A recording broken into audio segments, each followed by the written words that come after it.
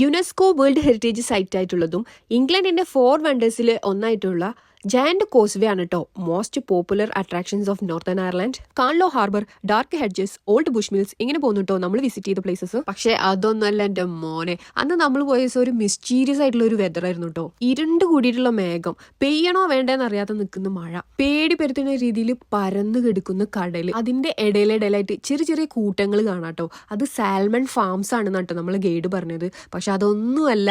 ഇതൊന്നും അറിയാതെ ഈ ഫാംസിൻ്റെ ഇടയിൽ കൂടെ ആർത്തുല്ലസിച്ച് എൻജോയ് ചെയ്തിട്ട് ഇങ്ങനെ ഡൈവ് ചെയ്ത് കളിക്കുന്ന നല്ല ഒറിജിനൽ ഡോൾഫിൻ കുട്ടന്മാരുടെ ഒരു കാഴ്ച ഉണ്ട് കേട്ടോ. ആ ഒരു കാഴ്ച ഉണ്ട് എൻ്റെ നോർത്തേൺ അയർലൻഡിലെ മറക്കാൻ പറ്റാത്ത കാഴ്ച എന്ന് പറയുന്നത്. ഈവനിങ് 6 മണിയോട് കൂടിയിട്ട് നമ്മുടെ ട്രിപ്പ് കഴിഞ്ഞു കേട്ടോ. എയർപോർട്ട് ബസ് എടുത്ത് നേരെ പോയി ബെൽഫാസ്റ്റ് ഇന്റർനാഷണൽ എയർപോർട്ടിലേക്ക്. കുറേ മെമ്മറീസ് ആയിട്ട് ഞങ്ങൾ അവിടുന്ന് ഫ്ലൈറ്റ് കയറി. ഈ നോർത്തേൺ അയർലൻഡ് ട്രിപ്പിന് ഇൻക്ലൂഡിങ് എവറിത്തിങ് ഒരാൾക്ക് വന്നത് വെറും 138 പൗണ്ട്സ് ആണ് കേട്ടോ.